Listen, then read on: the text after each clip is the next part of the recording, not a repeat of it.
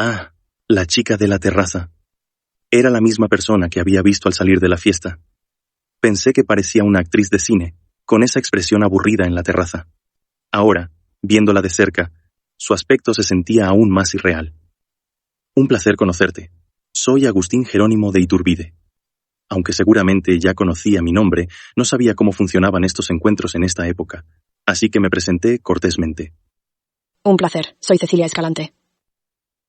Su expresión era algo indiferente, como si no estuviera contenta de estar aquí. Interesante. No quiero sonar arrogante, pero me consideran uno de los mejores partidos del Imperio Mexicano. Lo pude notar claramente en la fiesta. ¿Hay algo que no le guste? Si es así, podemos dejarlo para otra ocasión. No, no es eso. A pesar de decir que no había nada malo, tampoco mostraba una actitud entusiasta. No podía saber si era parte de su personalidad o si simplemente no le agradaba. Sin embargo, como respondía con sinceridad, la conversación al menos podía continuar. Señorita Cecilia, ¿puedo preguntar cuáles son sus aficiones? Mi afición era la lectura, aunque en realidad ya no lo es. ¿Era la lectura? ¿Eso significa que ya no lo es? En un encuentro moderno, esta actitud probablemente sería una señal de que la cita no iba a ninguna parte. Pero en este caso, nuestras familias ya habían arreglado todo. A menos que alguien estuviera absolutamente en contra, este era el encuentro para conocer a la persona con la que uno se iba a casar. Pensé que había dejado de lado todas mis expectativas, pero quizá aún quedaba algo en el fondo de mi mente. Una familia republicana, y antes le gustaba la lectura. Guié la conversación hacia su familia, los grandes terratenientes de la península de Yucatán, y mencioné a los arrendatarios y los indígenas que trabajaban en sus tierras. Algunas señoritas comentaban que estaban agradecidas de que hubieran limpiado esas cosas sucias de sus haciendas, ya que mejoraba el paisaje. ¿Cómo puede alguien decir algo así? Su tono, que hasta entonces había sido algo neutral, se volvió repentinamente frío. Su mirada, al igual que su voz, se volvió helada. Esas cosas sucias también son personas. Me miraba con dureza mientras pronunciaba esas palabras, pero curiosamente, yo sentí una especie de emoción al escucharla. Yo solo estaba repitiendo lo que escuché en la fiesta. Me intriga saber qué parte de eso te molestó tanto. Mis expectativas crecían. El hecho de que me cuentes un chiste así no implica que tú también piensas de esa manera. Si los tratas de esa forma, algún día te arrepentirás.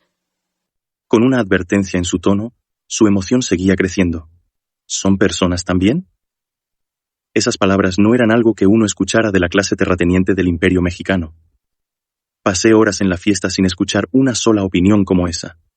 Dijeron que su familia se había pasado del bando republicano. ¿Arrepentirme? ¿Por qué? Porque ellos también son personas, y su paciencia tiene un límite. Y esa máquina que construiste solo los empuja más. Por eso no quería venir aquí. ¿Qué demonios estaba diciendo? ¿Qué quiere decir exactamente con que mi máquina los está empujando al límite? Lo sabía. La cosechadora mecánica que inventaste. ¿No te has dado cuenta de que ha hecho que la vida de los campesinos sea aún más difícil? Les he proporcionado suficiente trabajo a los campesinos que han perdido sus empleos en las granjas. ¿Cómo es que dices que los ha empeorado? Eso es algo que puede funcionar en el centro o el norte de México. ¿De verdad crees que es fácil para la gente del sur llegar hasta aquí? ¿Crees que los terratenientes les dan una despedida amable con provisiones? ¿Cómo se supone que van a llegar hasta aquí? Fue como si me hubieran dado un golpe en la cabeza. Los campesinos del centro de México pueden ir a ciudades cercanas como Las Truchas, Morelia o Ciudad de México. Los del norte saben que se les está ofreciendo tierra en California o Texas, así que se dirigen allí. Pero, ¿qué pasa con la gente del sur de México? Allí también están surgiendo ciudades y negocios, pero no lo suficientes para absorber toda la demanda de trabajo de los campesinos. Tendrían que viajar al centro de México, lo cual es muy lejos. Además, el altiplano central es una región montañosa, así que tendrían que atravesar terrenos difíciles. No es un viaje fácil, y considerando que quienes parten son arrendatarios, es poco probable que tengan suficientes provisiones para el trayecto. Especialmente aquellos que viven en el extremo de la península de Yucatán o en las zonas de América Central, ellos ni siquiera considerarían hacer el viaje. Tendré que ajustar el plan del ferrocarril. El plan original era construir primero las secciones más rentables entre Veracruz y el altiplano mexicano, luego extenderlo a California y Texas, y dejar la península de Yucatán y Centroamérica para el final. Creía que ese era el orden más rentable. No es que no haya fondos. Ya había recaudado suficiente dinero de los terratenientes locales, que habían prometido financiar el proyecto, además de la venta de acciones.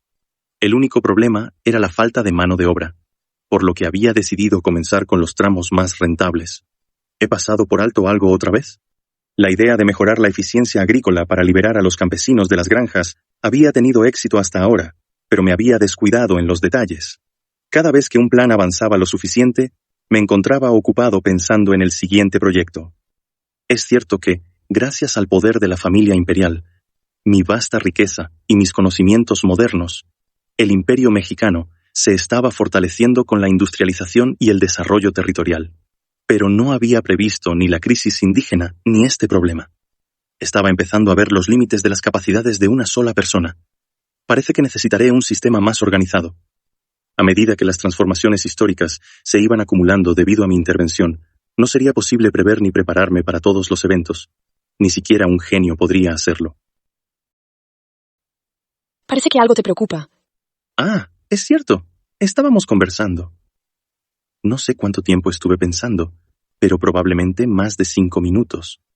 Dejar a alguien esperando más de 5 minutos en una conversación es, sin duda, una falta de cortesía.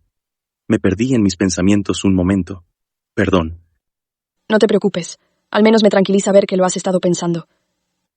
Decidí dejar mis preocupaciones a un lado por el momento y continuar con la conversación. Mencioné ese comentario antes porque tenía curiosidad por saber qué piensas sobre los campesinos. No los veo como cosas sucias. Al contrario, creo que son personas de las que tengo la responsabilidad de cuidar. Te creeré, ya que te vi reflexionando al respecto. Debo decir que tu forma de pensar es muy diferente a la de otros. No he conocido a muchas jóvenes republicanas que piensen como tú. En esta época, por muy comprometidos que estuvieran con las ideas republicanas, no era común que las familias educaran a sus hijas al mismo nivel que a los hijos. Mi padre no siempre fue como es ahora. En su juventud, en sus 20s, estaba profundamente influenciado por el republicanismo. Incluso me leía libros. Ya veo, entonces las cosas cambiaron con el tiempo. A mi padre le gustaba que leyera desde pequeña. Nuestra biblioteca estaba llena de libros que había conseguido en Europa. Pero todo cambió cuando mi abuelo falleció y mi padre heredó las tierras. Desde entonces empezó a cambiar. Parecía que ya había bajado la guardia y empezó a contarme más sobre su familia. Su padre, poco después de la independencia, se había unido a la facción republicana, ya que el republicanismo todavía tenía cierta influencia en ese entonces. Pero cuando el poder de la monarquía se consolidó y la posibilidad de un gobierno republicano se desvaneció, su padre cambió de lealtad, abandonando por completo sus ideales republicanos.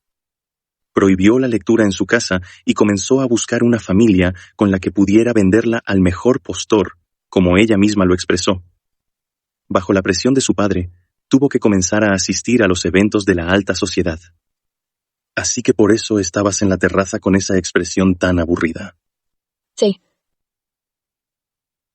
Bueno, al final parece que tu padre logró casarte con la familia imperial, así que en cierto modo ha tenido éxito. Sin embargo, como ya debes haber sospechado, no tengo intención de dejar que los terratenientes sigan aprovechándose de la tierra sin más. ¿Estás de acuerdo con eso? Claro, no solo estoy de acuerdo, me encanta la idea. A partir de ahí, la conversación fluyó de manera mucho más amena. Aunque Cecilia tenía ideas republicanas, no albergaba pensamientos radicales como eliminar a toda la familia real. Más bien, compartía una postura crítica hacia la estructura social actual del Imperio mexicano, en la que una minoría de terratenientes explotaba a la mayoría. Esto era algo en lo que yo también estaba de acuerdo, lo cual resultaba beneficioso. ¿Mi madre habría anticipado esta situación al elegirla? Probablemente no.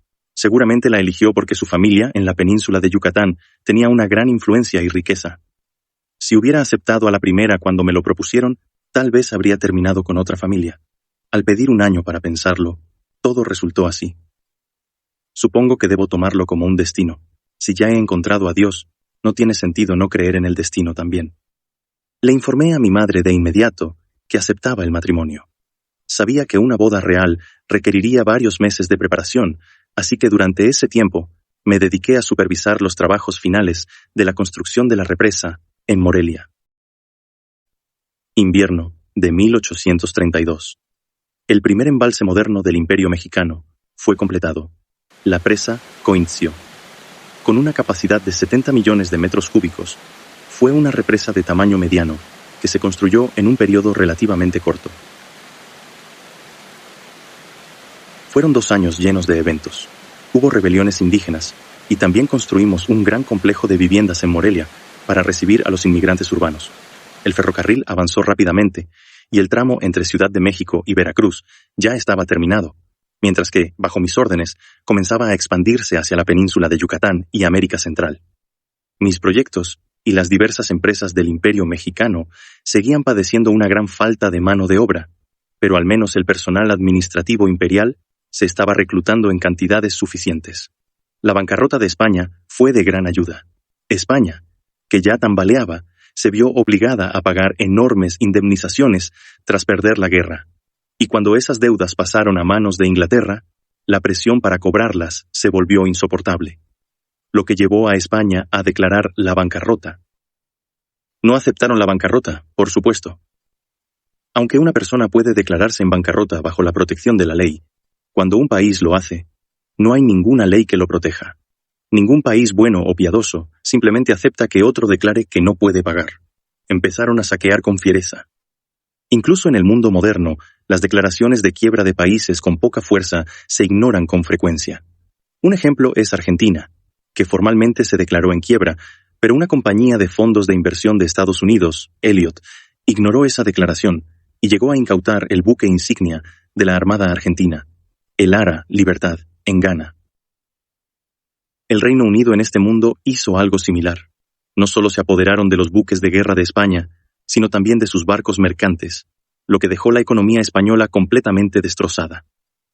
Aprovechando este caos y sufrimiento, los liberales españoles iniciaron una insurrección, lo que desató una guerra civil.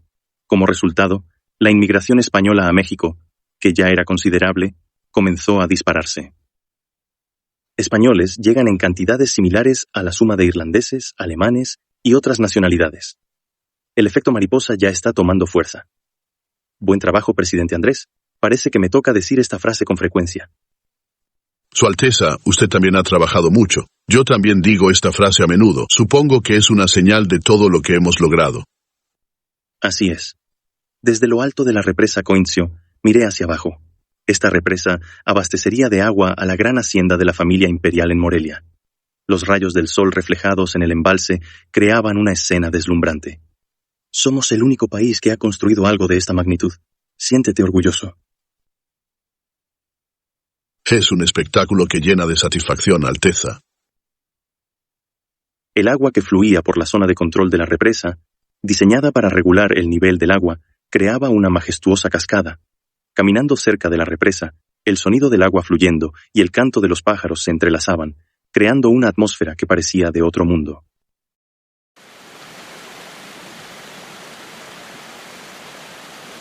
Esta represa no solo prevenía inundaciones y proporcionaba agua para la agricultura, sino que también funcionaba como un sitio de pesca. Ya que estamos aquí, ¿qué tal si hacemos un poco de pesca? Me parece una excelente idea. Mañana, el ritmo ajetreado comenzaría de nuevo. El matrimonio me parecía algo positivo, pero la ceremonia en sí sería una tarea agotadora. Después de eso, otros proyectos de desarrollo territorial ya estarían esperando. ¿Pero Su Alteza no es en 2 días la boda? No me queda mucho tiempo para disfrutar de momentos tranquilos como este. Aunque tenga que irme pronto, ¿qué tiene de malo tomarse un momento de descanso, no?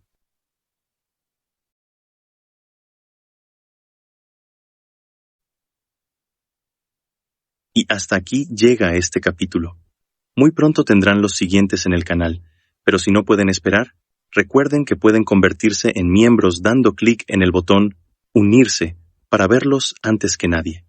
No olviden dejar su like y suscribirse si aún no lo han hecho. Gracias por su apoyo y nos vemos en el próximo video.